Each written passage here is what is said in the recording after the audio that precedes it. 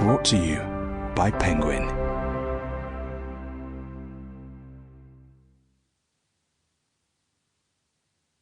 Please be aware that these essays were originally published between the 1800s and 1900s and contain language, themes, or characterizations which you may find outdated. Thoughts from the Ice Drinker's Studio by Liang Qichao, read by Daniel York Lowe. Introduction. Liang Qichao became China's preeminent public intellectual shortly after the turn of the 20th century. He invented political journalism, promoted democratic reforms, and introduced Western political theory to Chinese readers. He led China's break from tradition. Forced to flee China for political crimes at the age of 25, he found a welcoming home in Japan, which also provided him with enormous intellectual stimulation. Shortly after Liang's arrival, he began writing a series of short essays that he called Notes on Liberty, often little more than reading notes and quick reflections, as Liang himself described them. Their topics ranged from self-help, ideals and power, and revolution, to short biographies of various heroes. They were bound together by Liang's belief that hope for the future lay in freedom of thought and disinterested pursuit of the truth. In calling himself the master of the Ice Drinker's Studio, Liang cited a story from the Zhuangzi.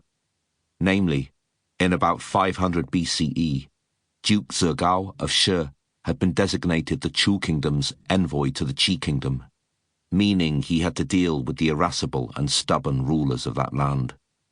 According to the Zhuangzi, Zhegao was normally a man of equable temperament, but now he was consumed by anxiety and told Confucius, "I only got my orders this morning.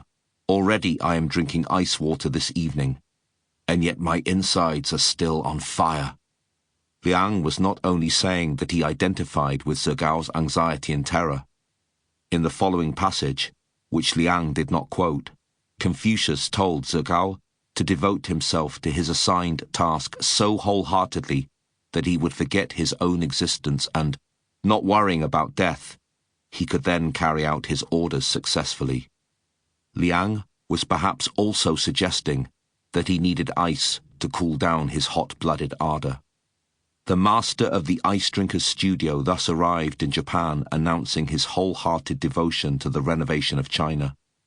Over his lifetime, Liang used many self-epithets: mourning for the times, a patriot, a youth of youthful China, master of the Studio of Liberty, a new citizen of China.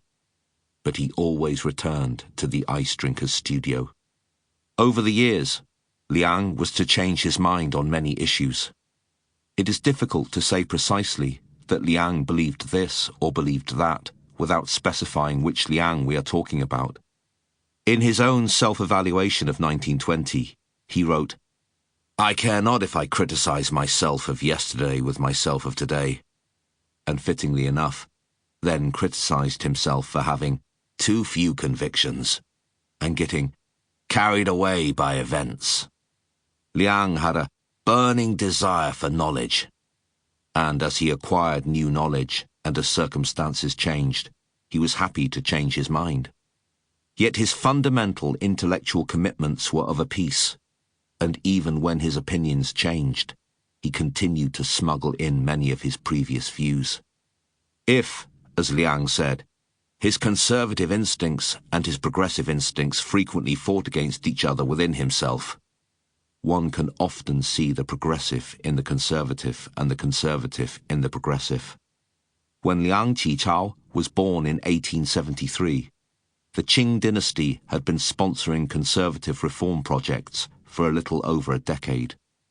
Chinese people, the Han race, had accepted the legitimacy of the Qing, founded in 1644 by Manchu invaders, for 2 centuries by this time, although currents of anti-Manchuism were bubbling to the fore. The government was turning to reform as officials sought to import Western technology, especially armament. Sample complete. Ready to continue?